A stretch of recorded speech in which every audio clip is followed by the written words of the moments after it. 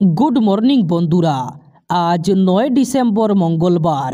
আজকের সকালের বরাক তথা সমগ্র আসামের গুরুত্বপূর্ণ খবরগুলি হল: প্রধানমন্ত্রী আবাস যোজনার সরকারি গড়ের তালিকায় যাদের নাম রয়েছে তাদের জন্য সুখবর। আজ অর্থাৎ 9 ডিসেম্বর মঙ্গলবার সরকারি গড়ের তালিকায় নাম থাকা ব্যক্তিদের অ্যাকাউন্টে আসতে চলেছে সরকারি গড়ের টাকা। আজ অর্থাৎ 9 ডিসেম্বর রাজ্যের 3,70,000 মানুষ পাবেন সরকারি গড়ের টাকা। সরকারি গড়ের তালিকায় যদি আপনার নামও থাকে তাহলে আপনার অ্যাকাউন্টেও আজ আসতে চলেছে সরকারি গড়ের টাকা।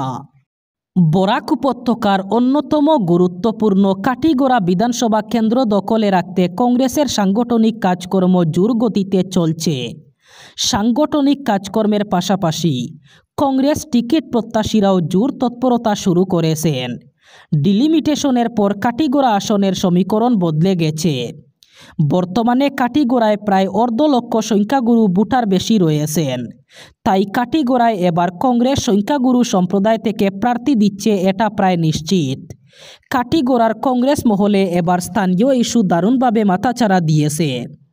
দলীয় সূত্রের দাবি, কংগ্রেসের তৃণমূল স্তরের কর্মী সমর্থকরা স্থানীয় প্রার্থীর পক্ষে জোর সওয়াল করছেন।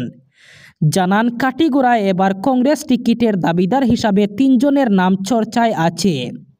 এরা হলেন কালাইন জিপির প্রাক্তন সভাপতি তথা শিলচর জেলা কংগ্রেস সাধারণ সম্পাদক সন্দীপ দাস ওরফে শানু, পান্না দেব এবং কুমারজিৎ দেব।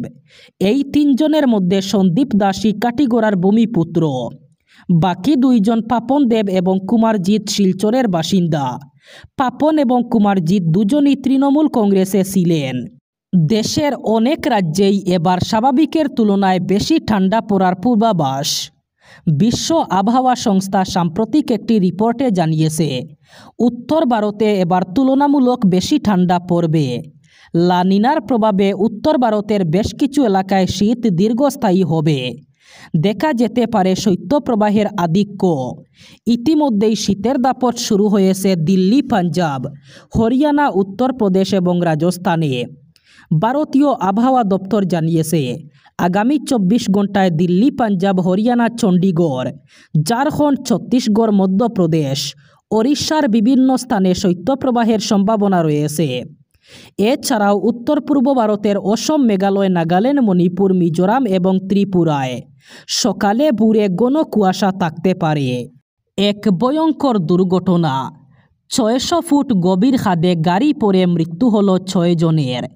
মর্মান্তিক এই দুর্ঘটনা ঘটেছে মহারাষ্ট্রের নাসিক জেলার কল্যাণ তালুকের সপ্তশ্রুষি গড়ঘাট এলাকায়।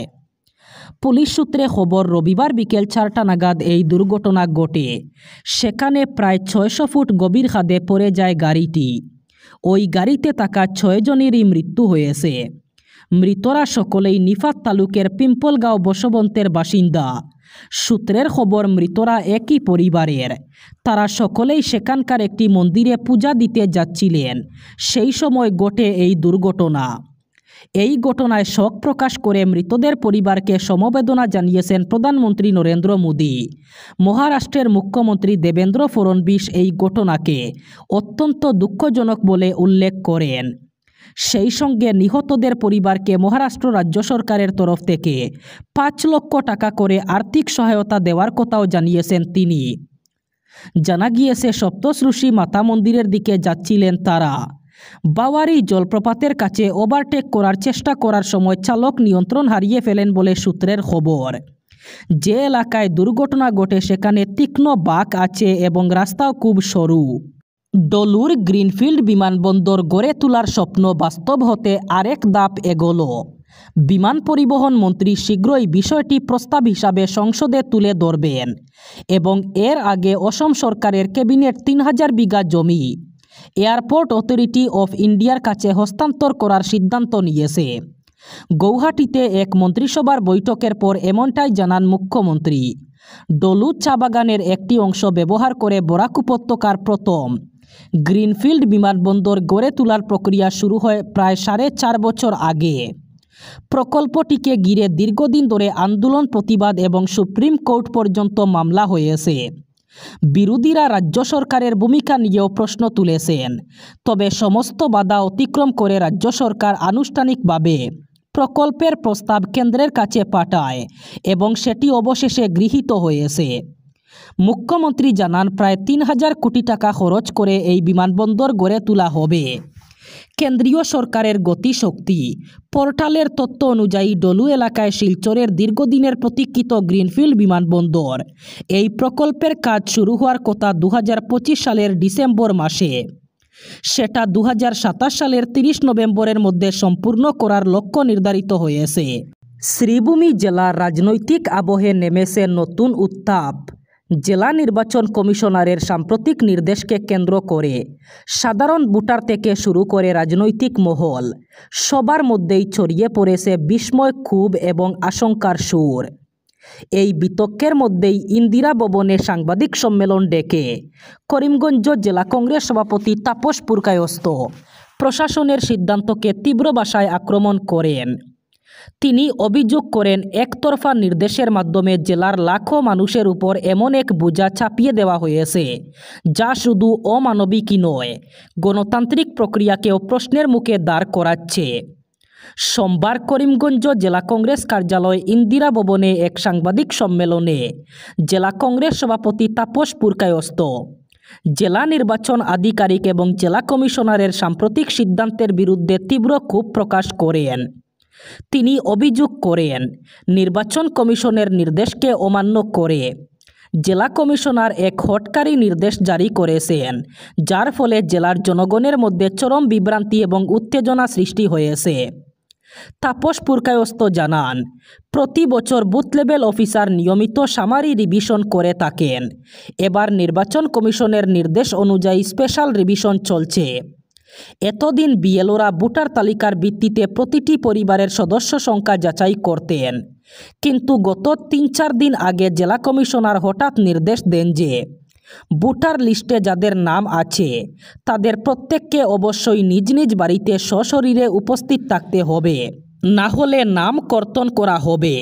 এই নির্দেশ জারির সঙ্গে সঙ্গেই জেলার সর্বত্র চরম অস্থিরতা দেখা দিয়েছে। বিশেষ করে উত্তর করিমগঞ্জ এবং পাতারকান্দি নির্বাচন অঞ্চলে পরিস্থিতি আরও জটিল রূপ ধারণ করেছে। কালাইন হায়ার সেকেন্ডারি স্কুলের অধ্যক্ষ সিরাজুল আম্বিয়াকে মুক্তির দাবিতে আবার উত্তাল কালাইন। এবার শিলচর গৌহাটি ৬ নম্বর জাতীয় সড়ক অবরোধ করে প্রতিবাদে গর্জে উঠলেন পড়ুয়ারা। সোমবার সড়ক অবরোধ করে বিনা শর্তে অধ্যক্ষকে মুক্তির দাবি জানান। উল্লেখ্য, গত বুধবার স্কুলের শিক্ষিকা শিলু চন্দুকে মানসিকভাবে নির্যাতনের অভিযোগে পুলিশ আটক করে অধ্যক্ষ সিরাজুল আম্বিয়াকে পরের দিন অর্থাৎ গত বৃহস্পতিবার অধ্যক্ষের মুক্তির দাবিতে কালাইন থানা ঘেরাও করে প্রতিবাদে সোচ্চার হয়েছিলেন পড়ুয়া থেকে বিভিন্ন দল সংগঠনের লোকেরা।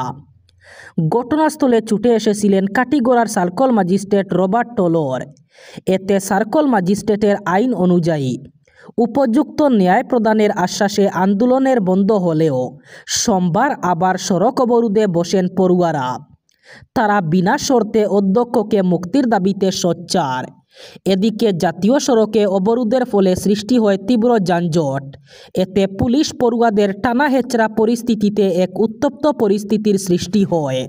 এবার বরাক উপত্যকার ৩ জেলার আজকের আবহাওয়ার খবর। আজ ৯ ডিসেম্বর মঙ্গলবার বরাক উপত্যকার ৩ জেলায় ঠান্ডা আবহাওয়ার সম্ভাবনা। আজ শিলচর কাছাড়ে সর্বোচ্চ তাপমাত্রা থাকবে ২৬ ডিগ্রি সেলসিয়াস এবং সর্বনিম্ন তাপমাত্রা থাকবে ১৩ ডিগ্রি সেলসিয়াস। শ্রীভূমি করিমগঞ্জে আজ সর্বোচ্চ তাপমাত্রা থাকবে ২৬ ডিগ্রি সেলসিয়াস এবং সর্বনিম্ন তাপমাত্রা থাকবে ১৩ ডিগ্রি সেলসিয়াস।